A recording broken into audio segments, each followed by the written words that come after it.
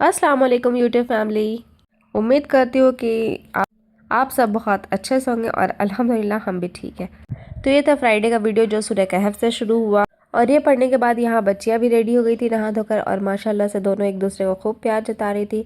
अच्छा, मेरा video Friday को इसलिए नहीं आया क्योंकि मेरी तबीयत थोड़ा ख़राब हो चुकी थी, थोड़ा नहीं बहुत ज़्यादा ख़राब हो गई थी क्योंकि मैंने बहुत ज़्यादा ओवर ईटिंग करी थी इफ्तार के बाद और मेरी हालत बहुत ज़्यादा टाइट हो गई थी। तो इसलिए ना मैंने व्लॉग एडिट किया और ना ही मैंने पोस्ट किया। अच्छा खैर, यहाँ पे 7 बच्चियाँ भी पढ़ने लगी थी और मुझे इस वाले वीडियो का याद है भी। मेरी जुनैशा को मैंने बहुत मारा था क्योंकि वो अरबी याद करके भूल गई थी और मैं अरबी में कोई कोताही नहीं चाहती हूँ, नहीं मुझे अरबी में से मजबूत करना है इंशाल्लाह। और फिर मारने के बाद मुझे बहुत ज़्यादा अफसोस भी आया कि मैंने किस तरह से अपने बच्चे को मार दिया। और ख़ैर मार के बाद ये असर हुआ उसे कि माशाल्लाह से उसने दोबारा से बिल्कुल भी सबक नहीं भूला, हर एक हरूफ पहचान कर उसने याद किया अच्छे से माशाल्लाह।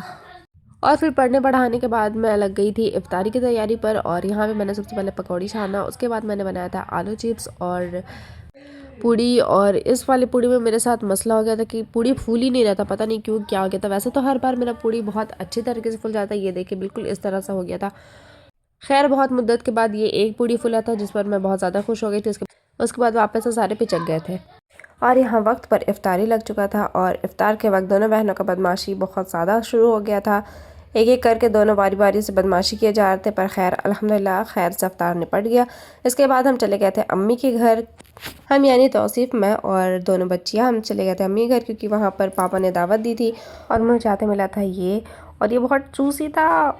और हमारी अचानक दावत बस इस खास वजह से हुई थी, ये था मटन का पाया और पाई की निहारी, बहुत लजीज, बहुत जूसी, बहुत टेम्पटिंग, बहुत ज़्यादा ही मैंने बहुत कर दिया, बस बहुत अच्छा था ये, इतना ही कहना चाहती हूँ मैं। उसके बाद हम सब ने मिलकर निहारी और रोटी चापा बहुत बढ़िया तरीके से नींबू गार के। और इसके साथ साथ ही मेरे साथ हो गया था एक बहुत बड़ा हादसा।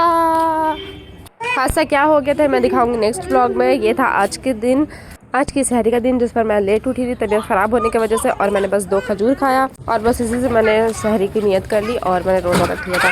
उसके बाद हो गया था दोपहर, तो मैंने फटाफट से यहाँ दूध फैला दिया क्योंकि मैं बना रही थी शाही टुकड़ा और इसलिए मैं उसकी प्रिपरेशन मैं पहले ही करके रख ले रही थी क्योंकि एंड टाइम पर थोड़ा लेट हो जाता है।